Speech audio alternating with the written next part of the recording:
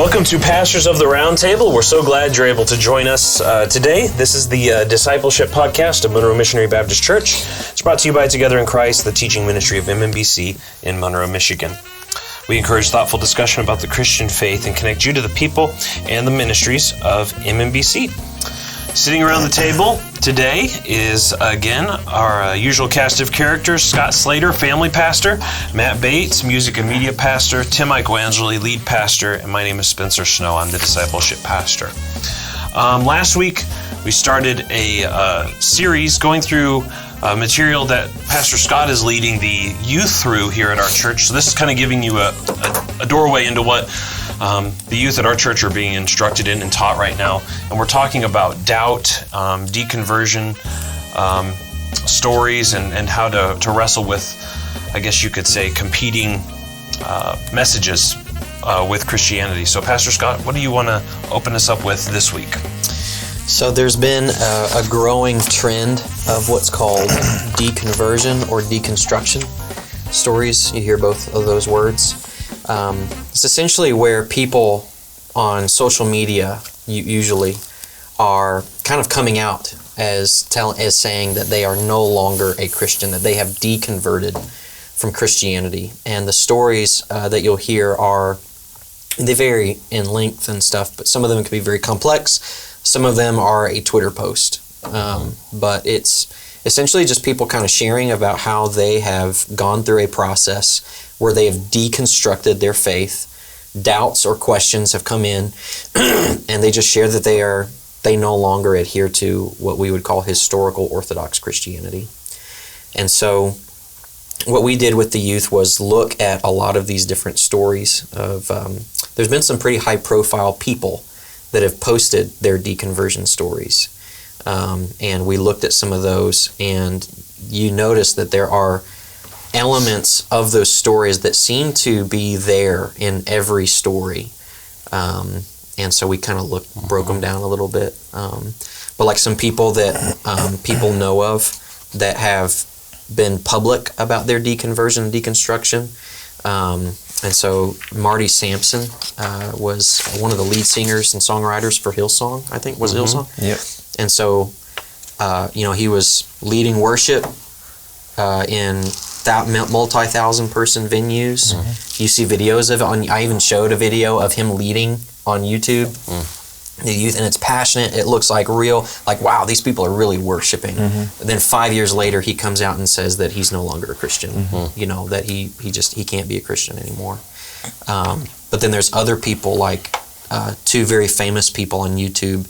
Some of the most famous people on YouTube now are Rhett and Link, who they deconverted and deconstructed, and they actually shared, it was like 2 podcast episodes, like both like an hour and a half long, of their full story, where they just go into every detail of how they are. They were on like Christians. Jimmy Kimmel or something too, and the whole time they were on there, that's what it was about. Oh, really? Yeah, I didn't see that, but I haven't watched both of theirs. I watched most of Rhett's story, where they go really in depth, and he breaks it down and gets very technical about a lot of details. And so, but they do that. A couple other people that are a little bit more dated at this point would be like Joshua Harris, who wrote I Kissed Dating Goodbye. Yeah. So it came out that he and his wife were getting a divorce, but then he added to that, hey, also, by the way, the way he said it was something like, by every means I have of measuring what a Christian is, I am no longer a Christian.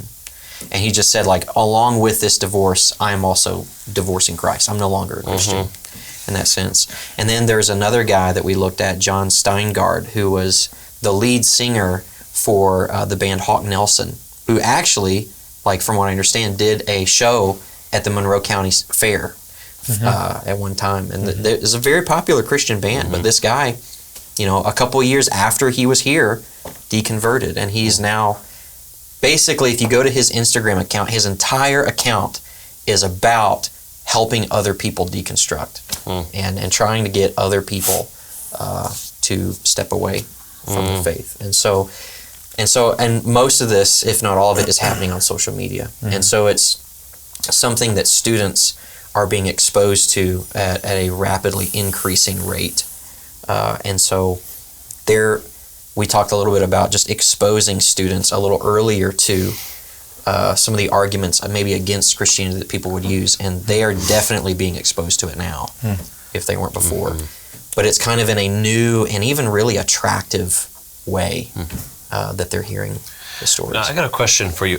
Whenever you come across deconversion stories, are you coming across people who were actually either physically or spiritually abused by people in the church, or are you coming across people who just that's not, I'm saying like they have questions about the faith, but they've not been necessarily abused or harmed in a real way by pastors or even people within the church or the community? That's hard to answer, because a lot of them will say that they've been abused. And I guess like what I would want to say, and I kind of gave this caveat to the youth when we were having this specific lesson. In these stories, like some people are very out there in like the things that they say and what they write or type or whatever. I don't point out these stories to make fun of people or to make light of their experiences, because I don't know what their actual experience was. And in a way, I never will. And so I have no doubt, just for personal experience, that some people, it makes perfect sense to me why you would step away from the church if you've been treated like that.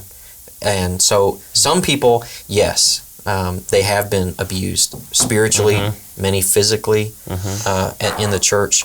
But then others at the same time, like some people will, the phrase that you'll hear brought up a lot in these deconversion stories is religious trauma, that they experience religious trauma, which might just be somebody at church came to you and said, you're living in sin, you need to repent.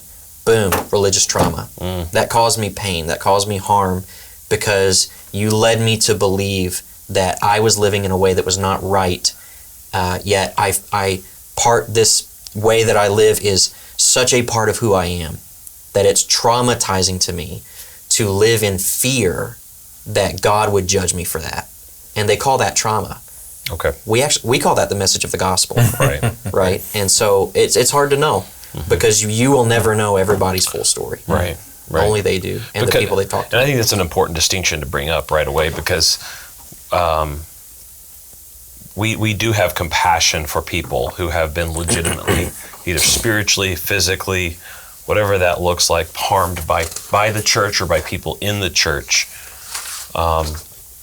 We don't want that, and we feel compassion and hurt for those people. And so I think there's just a distinction to be made between those people, though, and then like what you're saying, if I'm confronted with the truth of my sin, well, that's, like you said, that's not legitimate religious trauma, really. I mean, that's just the gospel, the law and the gospel. That's the message of Jesus, not necessarily real harm. Yeah. So in these, if you were to watch, like if you were to go to Instagram, I mean, you can look up the hashtag deconstructing faith on Instagram, and that's all these are, is people that have deconstructed, sharing parts of their stories or whatever. And if you go and you do that, you'll see 5 elements. And I did not come up with these. I pulled these actually from an article. I think Michael Kruger wrote this article at TGC where he posted these, but I think they're insightful enough to where I shared them with the youth. But there's 5 elements that you'll see pretty much in every deconversion story. And the first one is that the person deconstructing will recount the negatives of their fundamentalist past.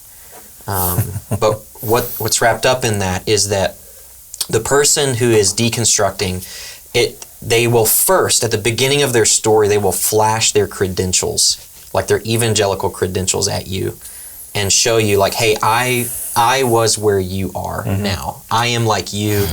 They would say things like, I grew up going to Vacation Bible School, and I was at church every time the doors were open. And they're just kind of bringing you in to show you, like, I am who you are, and I've had the same struggles and differences. And so, Tim, you've watched Rhett and Link's videos, or part of them. Like, what were some of the things that they did in theirs? Yeah, they did what you said. Like, they said they were a part of Campus Crusade ministry in college. They mentioned like well-known pastors that we would know, that they would read their books, like Tim Keller and some others. How they were, I think it was Link led worship. Because they're both really into music, so they would lead worship. I think both of them probably like led worship in their church. They actually have a video series. It has nothing to do with their deconversion stories, but when they go to their hometown and they spend a lot of time at the church because they're like, this is where I was baptized, and I think they did it before the deconversion thing. This is where we would sit, and not listen to the pastor up in the balcony or whatever. Like the church was a part of their life and part of their families' lives, and so they shared all that. They shared, again, I think Rhett has a big problem with like creation, he was saying, and evolution, and that's where it really started for him. And so he was trying to study and how the church would just say, just believe it. And so like Bible Logos came to be a part of his life, which is it's like a website of like old earth in the Bible compatibility and evolution and the Bible compatibilities type of thing. Yeah. And so he started getting into that and reading that, but that wasn't enough. And so that was kind of part of his story as well. But for them, I mean, I think what it really came down to, at least maybe the final straw, and I don't think they talked about it, but you have to know their history as well. The producer of their show, their best friend, is a lesbian as well. And I think some people started to attack them for that. And this, I think, was the final straw for them. And so now their shows are obviously more pro-liberal. Not outright. Like, I wouldn't be scared for someone to watch them, but you could see that was a big part of it too, even though they didn't talk about that specifically in their deconversion. Maybe some about loving everybody and, that type of thing that you hear. But when you learn more about their background and like where they are currently and the fame that they're starting to get and the crowds that they're starting to run with, you can see why it benefited them greatly to do this as well. But not everybody knows that, especially a lot of the kids who are watching their show. It's uncanny how often in people's deconversion stories the issue of homosexuality comes up. At least the ones I've come across, it's almost always because they have friends who are loving and kind, who are homosexuals, or family. Or themselves. Right, and so now what am I going to do? And it's kind of what we were talking about in a video that we did a couple of weeks ago with a sermon about the distinction of there's division amongst us in what we believe to be right, but doesn't mean you hate the person. You can still love them. And it seems like for a lot of these stories, to them, that line is very blurred. If you don't agree with it, then you hate them. And it's blurred because that is a Christian position to have. The phrase you would hear is to hate the sin, love the sinner, is the phrase you'd have. In our culture today, and you might know some of this because I think Carl Trueman has talked about this a lot, is that like when a person begins to identify as a homosexual, that is their identity. Right. That is who they are.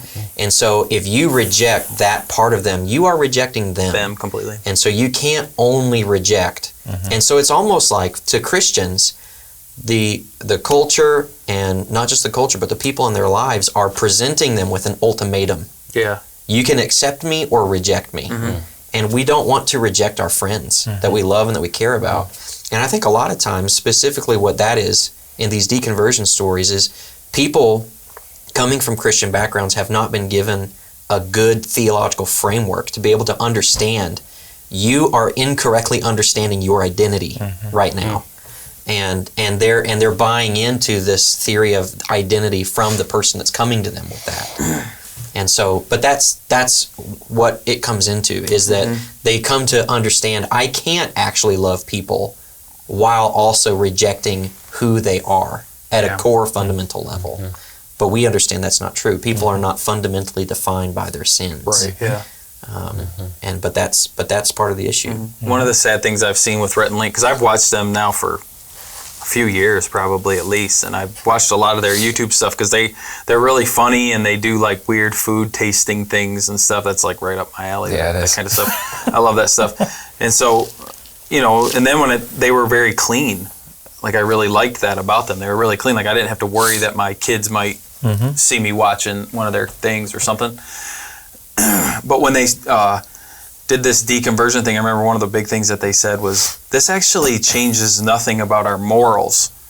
We still love our wives, probably love them more, they said now, because I'm not being forced to love them. I love them because I'm choosing to love them, where the Bible said I was forced to love them now as my wife. Or, so all this stuff wasn't going to change in their life, but it's been kind of interesting over the past year. It's probably been a year, maybe more, since that deconversion stuff came out. I don't know if you looked at the date. About that, yeah. How often now they curse? Quite a bit.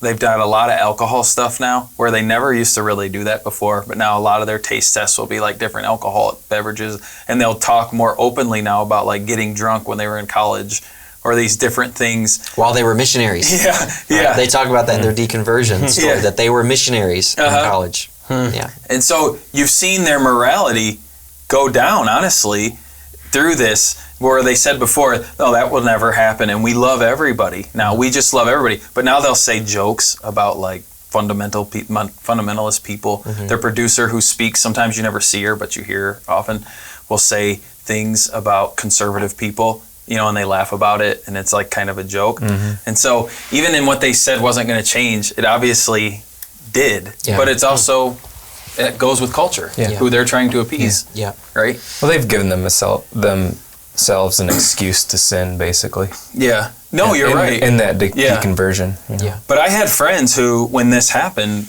came to me and was like, "Did you hear about this? What do you think of it?" And I could tell that it was intriguing to these people who are hearing this, because maybe they had doubt themselves and just questioned some things with homosexuality. No doubt related to them. Right, and so then they related to them, and they're like, "Man, these guys were like good guys, and I think they're good guys, and now they're saying this, and what makes them saying this any different than you saying it's not right, what they're saying, And that's what you see in these deconversion stories. The ones that are very impactful are like these high-profile people that are respected, that have influence in those kinds of, in media kind of ways, in social media, YouTube. There was a big one for women. This was years ago, though. Jen Hatmaker, she was a big one. She wouldn't call it a deconversion story because she still says she's a Christian, but she went to the progressive side. Yeah. And it all started with like homosexuality, and she believed to be a pastor, but in where she was, that wasn't. But now she says she is a minister and all this stuff. But women loved her. She had her own show, I think, on HGTV, where they were like up doing a house or something. And I remember Amanda watching it, and she seemed like a really nice, a nice lady, really fun to be around. Her husband was a pastor. They had kids who they seemed to love and all this. And then she had this, like, again, she didn't call it a deconversion. I think she called it a reconversion is what she called it. Yeah. To this progressive Christianity. Yeah, and hers centered around the issue of homosexuality specifically. Yeah. So that's the first thing that people do in these stories, is they will recount the negatives of their fundamentalist past, but just for the interest of time, we've got to move to these other ones. The second thing that you'll see, element of these stories, is that they position themselves as the offended party who bravely fought the establishment. And so you see this in wider culture, not just in Christianity today. Victim mentality. But not just a victim mentality, of a victor mentality. Sure. That I was oppressed, people were trying to keep me down. And the way that they'll talk about this is, I was in a church that was super judgmental. I was never allowed to ask any questions. I was never allowed to deviate from this standard. And I fought against that. I worked up the bravery and the courage and was able to deal with this. And so, I mean... We would say that's a bad church, right? Yeah. I mean, they couldn't ask questions and stuff, but I mean, I don't know if that was even true.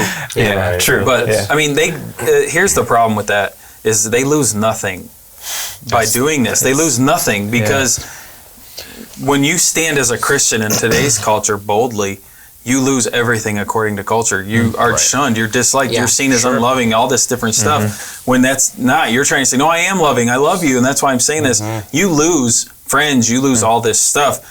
They gain likes. They gain followers, right? They gain all this stuff in their life when they do that. They gain a big group now that they can wrap their arms around and say, see, I'm one of you. And so to act like they've lost something. Now, I say that understanding some of these people, honestly, might have lost some family members. They might have lost some parents who are like, we can't back you on this. And so I'm not saying there wasn't any hurt in going through that. There might have been. But when you're looking at it from like a big big view, you gain a lot of people on your side by doing this bravery, thing going on. Well, and I think a couple of things. One of the things is the medium affects the message a lot. The fact that this is a social media phenomenon shows me there's as Truman points this out, this is just a lot of self-promotion in many instances. Yeah. I did this personally in my life, and I'm going to tell the whole world. Yeah. And by the way, if I'm like Rhett and Link, I get more people to watch my shows, and I'm already a millionaire by making YouTube videos. Well, and they get endorsements. And I go on Jimmy Kimmel, right? Now their endorsements, though, are like these things that push homosexuality or push these things, and it's just more money for them. Sure. And I think that's just like a reality that needs to be put in. It's like, second of all, I don't know how many serious, if you have a serious objection, I think there's a lot of Christians who would like to really sit down and just, talk to you about these things. You have real objections to the Christian faith, and you've obviously done your homework about what you're rejecting. But so often, like we're talking about, it's really the cynical side of me just thinks that a lot of this is self-promotion. It doesn't cost anything, and I can actually gain a lot. I saw Abraham Piper responded to that. I think it was to Truman, because they had mentioned that in their podcast. And he showed, apparently, I've never done TikTok, or I don't know anything about it, but they can make money. You can make money off of that. He showed how much money he had made, and it was $3 or something. And he's like, see, I'm not making any money off this or gaining anything. But he doesn't share how many followers he gets because of this, because he's already rich. But how it is benefiting him in other ways. Right. You're getting the applause of the world. It's just absurd. The applause. No one in the world is going to object to you saying homosexuality is okay. We all need to coexist. No one's gonna object to that. That's exactly what the world always says anyway. I know. So there's no bravery really in doing that. Yeah, I would say the same thing. You see that even locally with some churches. We have churches in our county, in our community, who get promoted all the time. All the time. And why do they get promoted all the time? They're never going to say anything negative about anything, unless culture's already saying it. So then that looks okay.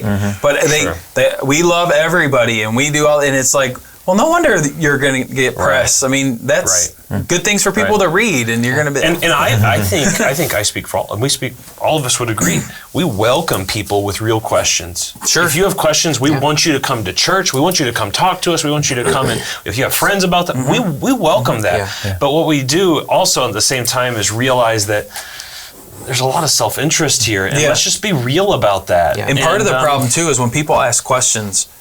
I don't know if they talked about this on Truman or what, but they're not willing to actually get the answers, because if they come to, if somebody listening to this comes to us with a question, like a big serious question, I'm going to guess most of us would point them to a book. Right. It's going to take just time. Us. We would have a conversation, but to understand, I can't give you a 5-minute conversation that's going to solve this in your mind. The problem of evil, I can't solve in 5 minutes. But I'm going to give you books. I can give you books from way back in the past. I can give you more recent books. I can give you maybe a sermon I preached that hit on that for you to listen to. I can show you some passages, but this is going to take you a while to study and really think through and pray through. Right. And most people aren't willing to do that. They're just going to say, nope, hit a roadblock, no answers. And so at this point, I think one of the things that we talked about towards the end of this lesson specifically, but it makes sense, I think, to put it in right here, is that the way that we should receive deconstruction stories, first of all, is we do need to take them seriously. Yes. Because, like we said at the very beginning, there are people that actually have been victimized. There are churches out there like Westboro Baptist Church that make homosexuals feel atrocious or seem like that. And there are people that go to churches that they do not feel safe voicing concerns or voicing doubts about things, because they actually will be shunned. And so I've personally known people that has happened to. And so we should take them seriously. People actually, it is true, some people actually have been very hurt and very victimized. And so that's why I say we're not making fun of people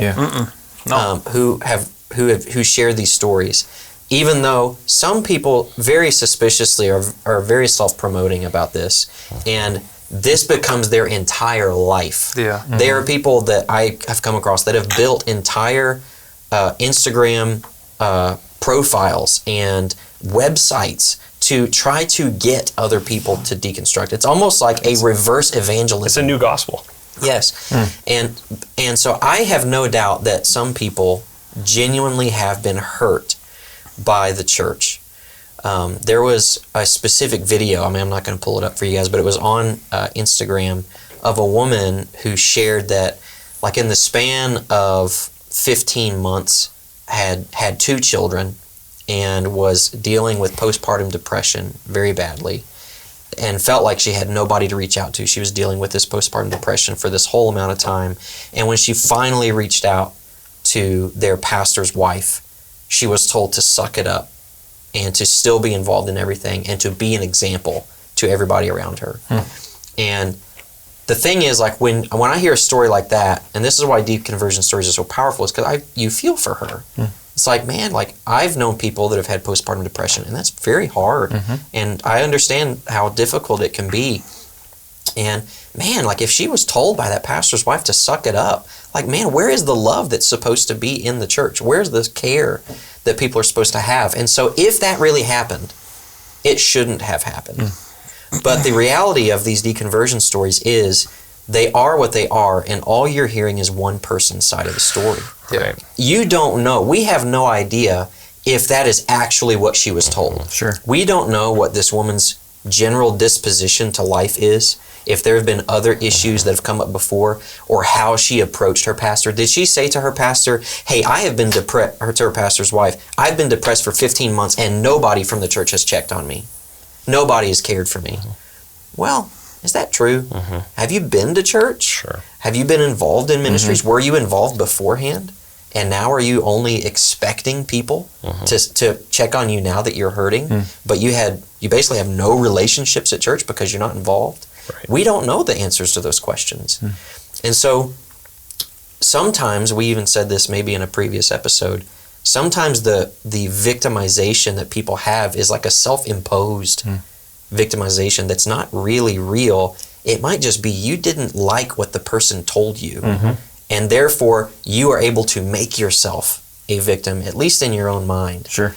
And that's the thing about making these Instagram posts and these TikTok videos and these other things, is that you don't have to give the other person's side of the story. Yeah. You can tell it however you want, and nobody posts something on social media that makes them look bad. Right. Nobody does. Right. Right? And so you're not going to share a story with the world if it makes you look bad. Sure. And so that's part of what's wrapped up into this. The third element of these stories is that you portray your old group as overly dogmatic while you're just a seeker. What do you guys think that refers to without me even explaining any of it? Say it again. I'm sorry. You portray your old group as overly dogmatic while you're just a seeker.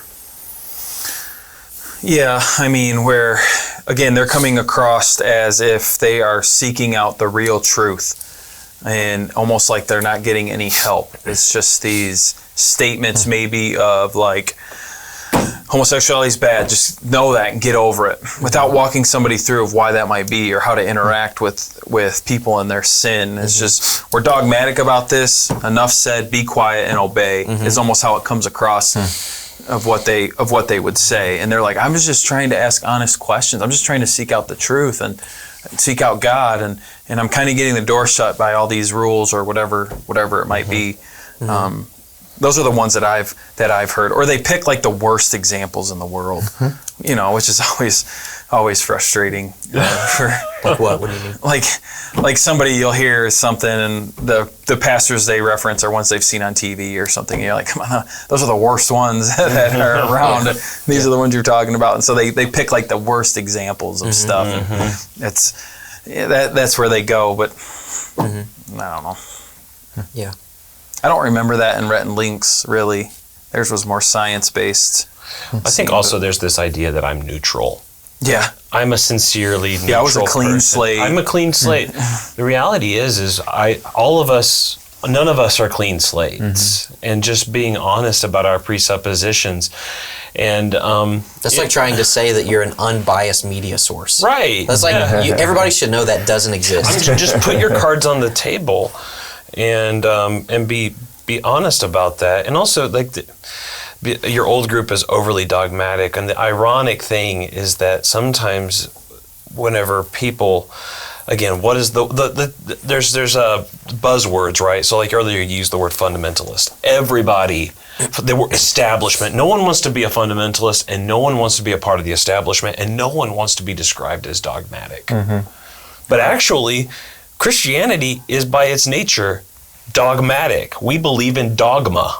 We believe there are certain things that the Bible says are true, and you can take them or leave them, but we think they're true. And the reality is they do too. Even whenever they're in their, as they interpret it themselves, being honest seekers, they come to new dogmas themselves. I think just being honest about that and realizing we all have dogmas, we all are seeking, we all should want to seek the truth. I don't want to doubt I do think there are people who do have sincere wanting to know what the truth is at some level in a certain sense, but yeah, anyway. The language you'll hear of people say is they'll say things like, I'm on a journey. Or I'm discovering this, or I'm learning this type of thing, and I'm trying to learn. What they do in their story is they really try to portray themselves as humble. As neutral. Like that's a great way that you said that. As like I'm just neutral in this. I'm just humble, while everybody over here, they're just concerned about being right. I'm just in the journey. Like I'm on a journey here, and I'm trying to learn as much as I can. So you're saying either I should be like that or I should be like you. So that's a dogma. It is. It is. Either or. So let's move on to the next one. The next one is insist your new theology is driven by the Bible and not a rejection of it. And this would be for those going into like a progressive Christianity, not obviously the atheist route. People who deconstruct will either tend to go towards atheism or agnosticism. They'll drop Christianity altogether, or they will veer towards what we call progressive Christianity, which will be the next episode that we talk about that specifically. But if you want to continue calling yourself a Christian, you have to, in order to maintain credibility of other Christians around you, somehow be able to show that this newfound understanding, this newfound dogma, is actually based on the Bible. And so, like, take homosexuality, for instance. There's a guy who, he might not have been the first person to do this, but he's the most popular, Matthew Vines. Basically tried to show that from Scripture that our modern day understanding of homosexuality as we thought of it is not the kind of homosexuality that Paul was arguing against and condemned. That homosexuality in the Bible is actually like violence and not monogamous, not loving.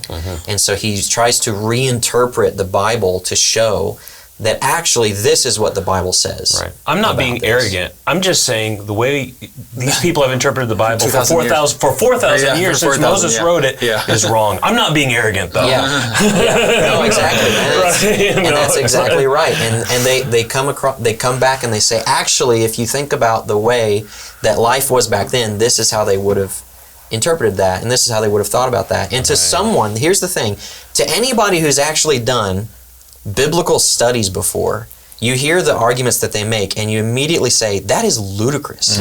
You have no idea what you're talking about.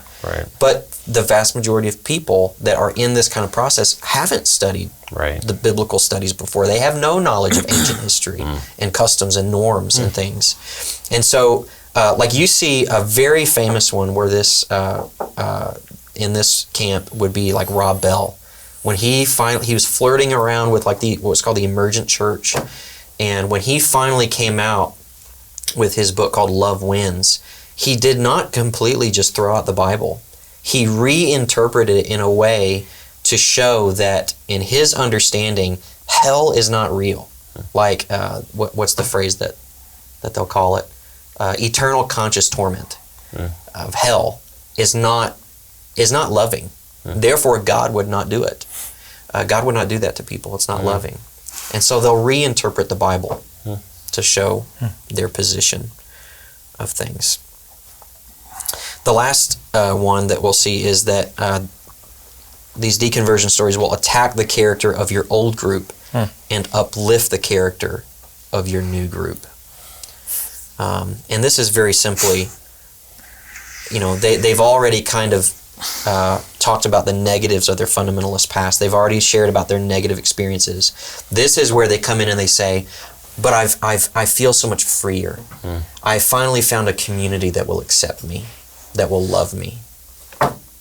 What should we as Christians think about that? I mean, I think, I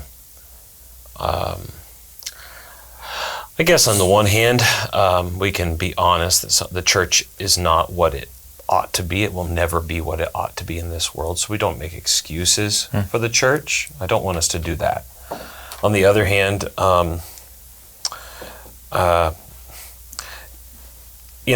there's so many different things. And this is, again, where it goes to, you have to talk to each individual person. Your old group may have been a bunch of really bad people, and I wouldn't want to be around them either. Yeah.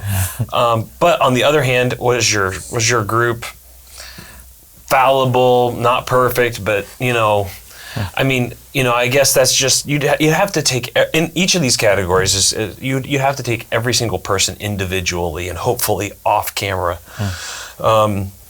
to talk to them, but also just to realize that even your new group has got problems. And as we've seen in history, a group of atheists can do a lot of bad stuff too. Yeah. Not just Christians. Yep.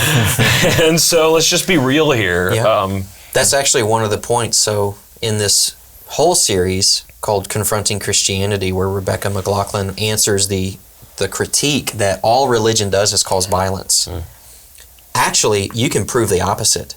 Atheism throughout human history has caused a lot of violence, possibly more than what Christianity or any religion has. Sure. And so violence seems to happen no matter what people believe. And so it's got to be to something else. Yeah, I mean, we look at the Soviet Union, officially atheistic. Stalin, from what I've heard, has killed more people than Hitler did. And I mean, that was an atheistic, anti-Christian regime. And so I guess, again, then the Christians have done bad things too. And we're not here to carry the water for anybody, but we're just here to say, that's, in this world, you're never going to find a perfect utopian group. Yeah. And I do think, just in a sense, then you can take that, hopefully, because it's interesting, though, that they are looking for utopia. They're looking for a final hope to anchor their soul in. As Augustine said, our hearts are restless till they rest in you. And so you can see that in these conversion stories, these deconversion stories. These are people, even if they don't, I don't know if they would put it this way, but they are longing for rest. And they don't realize the Spirit of God has not opened their eyes yet to see the rest that's available for them in Jesus Christ. And so as we talk to them in all these categories, we want to do it one-on-one, take them individually, love them, and then point to them the sufficiency of Jesus Christ to meet every single one of these needs. Because I think we, as Christians, the message ultimately isn't me. The message isn't the church. The message is Jesus. I'm going to hurt you at some level. I'm not perfect. The church is going to hurt you at some level. We're not perfect, but He's going to save you. Yeah. I think it's interesting that sin catches people off guard. Like our sin, like we all are sinners, and we're all going to treat each other poorly sometime or another. So I think this person is a little bit delusional, or someone who has this, who says this in their deconversion or deconstruction is a little bit delusional, because their old group, eventually their new group is going to become the same way as their old group. They're going to get hurt by people. And you'll notice, or they will, you are only going to be accepted by that new group so long as you subscribe to what they believe. Yeah, exactly. Exactly. If you start saying things other than what they say, you'll find out really quick how dogmatic they are. That's a really good point too. There is no, ultimately, I think another thing to gently bring to people, this is all law. Oh yeah. This For sure. is all law. Yeah. It's all based ultimately upon what you do. Yeah. And you better Yeah. repent perfectly from your old ways, and you better repent and come to the new way perfectly. Yeah. There's no gospel here, really. Yeah. It's the illusion of gospel. Yep. Yep. But there's no promise of grace here. There's no forgiveness, and there's no cleansing here. This is all law at the core. Me trying to atone and save myself. That's what's so sad, is they can't. They can't cleanse themselves. Yeah. I think there's two sides of this that we need to end with, though, is, Spencer, you were talking about how we shouldn't really be surprised. Or I can't remember if you said it. Yeah, you said like, we shouldn't really be surprised when we're hurt by the church, because it's a place that's full of sinners. Yeah, exactly. And I've heard people say before that it's not, if you are going to base your entire deconstruction on the way that one person maybe has treated you, or that a church has treated you, that's not a logical basis to tear down your entire system of belief on. Yeah. Even in the scientific community, theories are not built on one experiment. Yeah, but I think at the same time, Jesus, as God, obviously shows his understanding of human nature when he says that they will know that you are my disciples by your love for one another. Jesus, it is one of the strongest, or maybe the strongest evangelistic strategy that the church has, is our ability to love people well and to show our love for one another well. Yeah.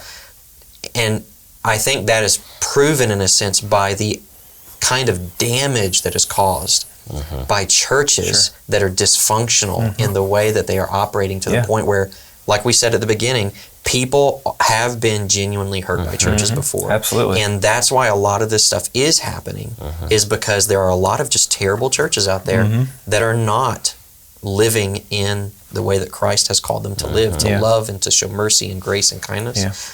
At the same time, there are some people that what they're rejecting is not their church, it's Christianity. Sure. Altogether. But Jesus knew what he was saying. Yeah. When he said that they will know you are my amazing. disciples by your love. Yeah, it's amazing to think that Jesus knew what he was saying. Gosh. Tell you what, no, I think that's a great point, Scott, to end with, because as a church, we want to be a church,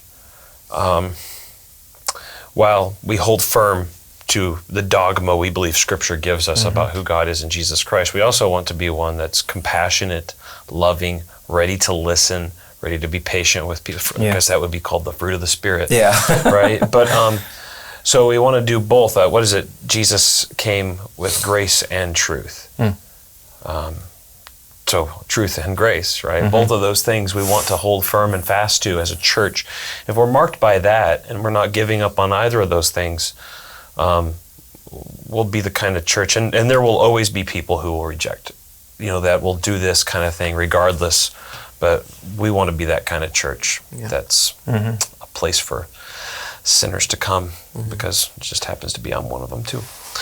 Okay. Well, I think we're going to wrap up there. Okay. Well, thank you so much for listening today. We hope this has been helpful and interesting, as we've talked about these deconversion stories, how they happen, what their basic characteristics are like, and we hope that it is encouraging to you and also helps us as we think about how to reach the world with the good news of Jesus Christ in our communities and our friends, our neighbors, and our family.